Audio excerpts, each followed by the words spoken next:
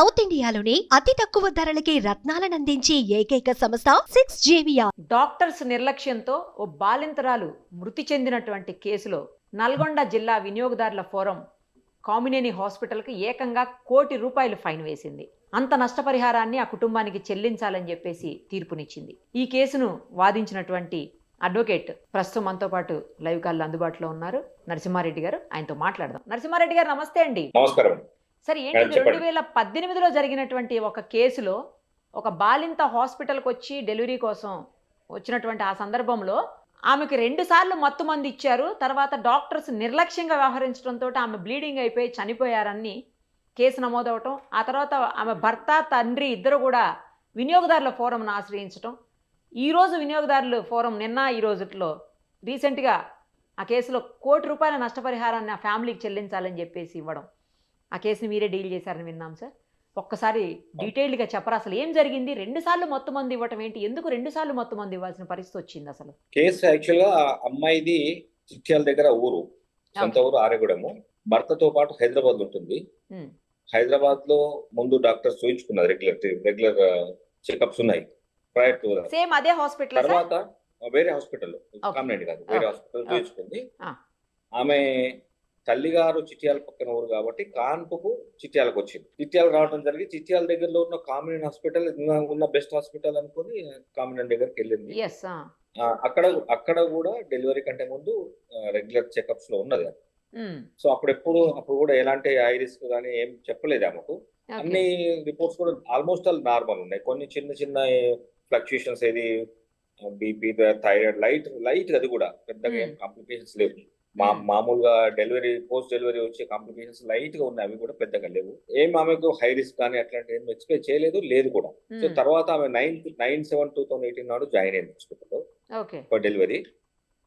ఆ తర్వాత 9th, 10th, 11th అక్కడే ఉంది, 12th అక్కడ, 12th నైట్ ఆమె 13th నైట్ యాక్చువల్లీ అది సిజేరియన్ చేశారు. సిజేరియన్ చేసేటప్పుడు ఫస్ట్ ఒకసారి అనస్థిషియా చేశారు, తర్వాత మళ్ళీ నెక్స్ట్ టైం అనస్థిషియా చేశారు. అది రికార్డ్ చెప్తుంది, నేను పక్కన రికార్డ్. సో యాక్చువల్లీ అసలు 2 సార్లు ఎందుకు ఇచ్చారు సార్ అనస్థిషియా? 2 సార్లు మొత్తం మందికి ఎందుకు ఇస్తారు? అసలు ఇవ్వరు కదా.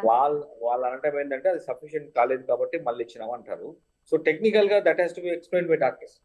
వాళ్ళ బర్డెన్ కాబట్టి మనం ఏంటంటే 2 సార్లు ఇవ్వడం వల్ల చనిపోయింది అనేది ఒక మనం స్ట్రాంగ్ ఇదన్నమాట. యాక్చువల్గా ఎందుకు ఇవ్వాల్సి వచ్చిందనే ప్రశ్నే ఇక్కడ వాళ్ళు ఎక్స్ప్లెయిన్ చేయలేకపోయారు. వాళ్ళు ఏమంటారంటే అప్పుడు అవసరం కాబట్టి ఇచ్చామని, సరే వాళ్ళు ఏదో డిఫెండ్ చేసుకున్నారు.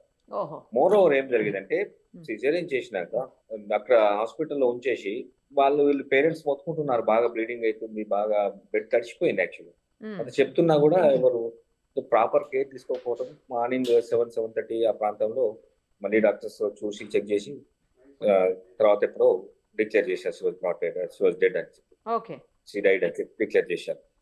సో అక్కడ నెగ్లిజెన్స్ వల్ల చనిపోయిందని చెప్పి, ఇక్కడ మీరు అన్నట్టు తండ్రి భర్త కాకుండా కొడుకు తండ్రి represented by GP holder. Father ఏమో జీపీ హోల్డర్, అమ్మాయి ఫాదర్ జీపీగా అప్పుడే పుట్టిన బాబు, 2 days బాబు, 1 day బాబు తండ్రి కలిపి కేసు వేశారు ఇక్కడ.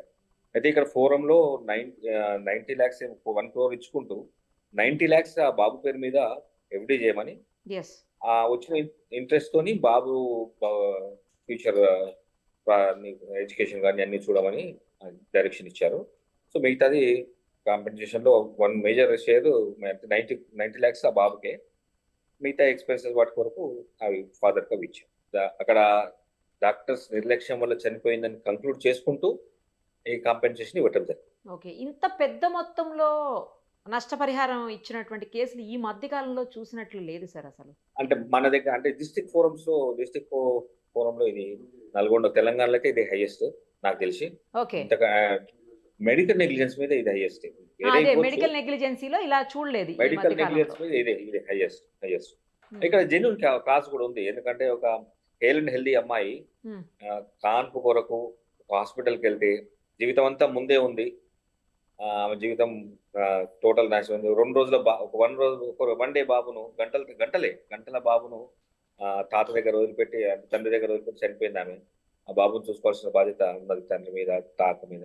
అవును. కాబట్టి ఆ యాంగిల్ లో చూస్తే మానిటరీ బెనిఫిట్ అనేది పక్కకు పెడితే జరిగిన నష్టం చూస్తే దాన్ని చాలా ఎన్ని పెద్ద డబ్బులు ఇచ్చినా లాస్, హ్యూజ్ లాస్ అండి.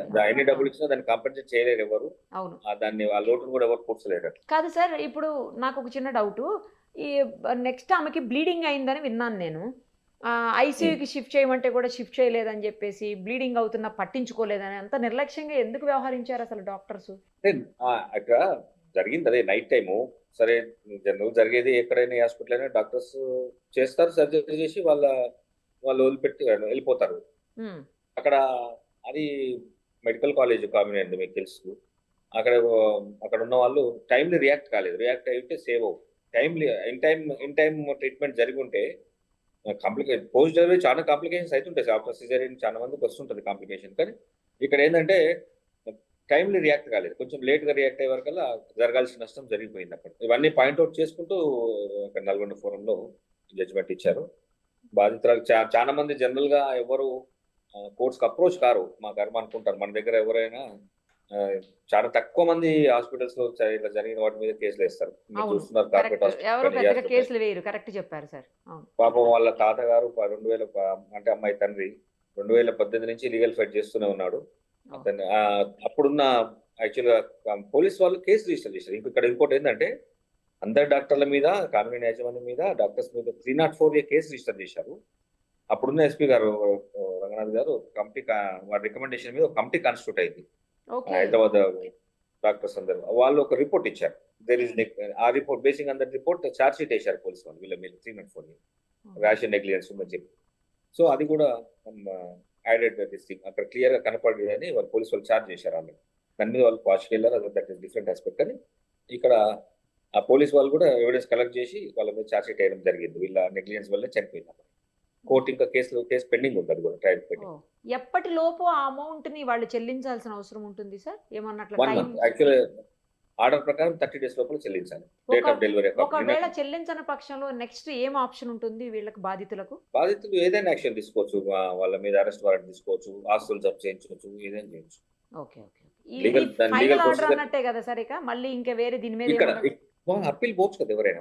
అప్పీల్ పోతారు కదా మరి అప్పీల్కి పోయినప్పుడు పే చేయకుండా అప్పీల్కి పోవచ్చు కదా. దాని ఇప్పుడు అదే కదా న్యాయం అంటే. ఇక్కడ పోకూడదని ఏం లేదు కదా. ఇది ఫైనల్ కాదు, పోవచ్చు. వాళ్ళకి అన్యాయం అనిపించుకుంటే పోతారు. అక్కడ కూడా సరే కేసులో మెరిట్ ఉంటే అక్కడైనా గెలుస్తారు. ఇది అక్కడ కూడా తప్పకుండా గెలవాల్సిన కేసు, అదేం లేదు. అదే ఒక మంచి కేసులు అంటే మనిషిని తీసుకురాలేకపోయినా అట్లీస్ట్ జరిగినటువంటి నష్టానికి పరిహారం అన్నా ఇప్పించగలిగారు మీరు. Great sir, really. Thank you sir. Thank you so much. మరిన్ని అప్డేట్స్ కోసం Nirupama Suman TV Insta page ని ఫాలో చేయండి. సుమన్ టీవీలో మీ పర్సనల్ అండ్ బిజినెస్ ప్రమోషన్స్ కోసం కింది నెంబర్ కి కాంటాక్ట్ చేయండి.